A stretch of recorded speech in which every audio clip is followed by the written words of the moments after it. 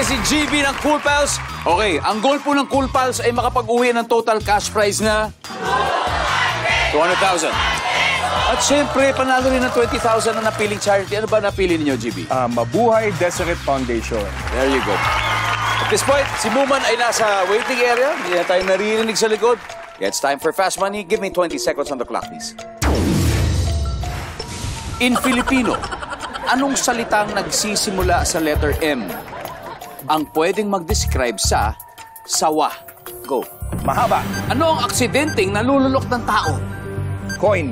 Mabilis lutuin sa umaga. Itlog. Anong ibon ang pwedeng ituring na isang kaibigan? Parot. On a scale of 1 to 10, gaano ka-excited bumoto? Siyam. Let's go, GB! Tingnan natin. In Filipino, salitang nagsisimula sa letter M na pwede mag-describe sa sawa. Mahaba. Nandiyan ba yung mahaba? Number one. Boom! Okay. Pero, ano ang aksidenteng nalulunok ng tao? Sabi mo yung barya or coin? Ang sabi na survey? Hoy, Deseret. Hanep!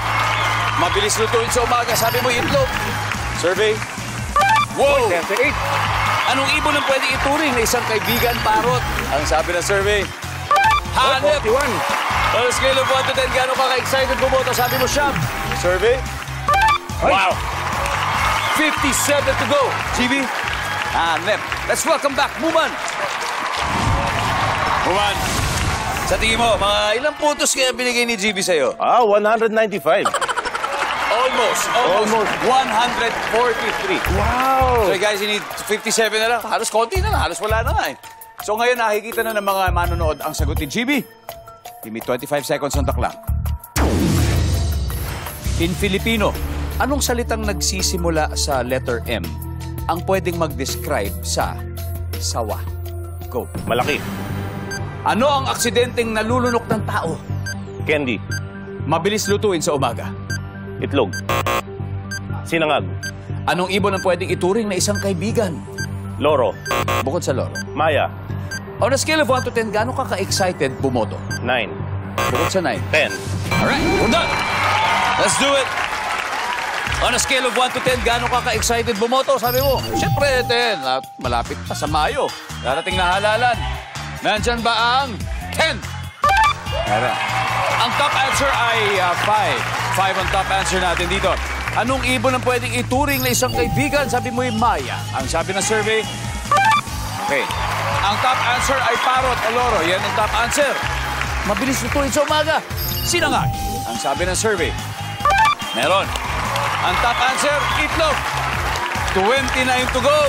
In Filipino, salita nagsisimula sa letter M na pwedeng mag-describe sa sawa. Sabi mo yung malaki. Ang sabi ng survey natin,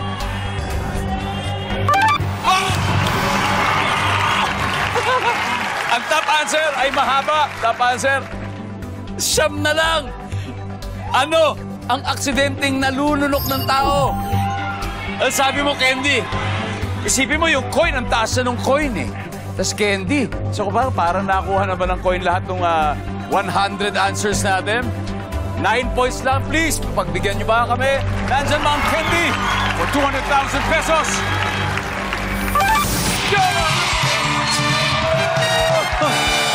Top answer ang candy. Top answer ang candy.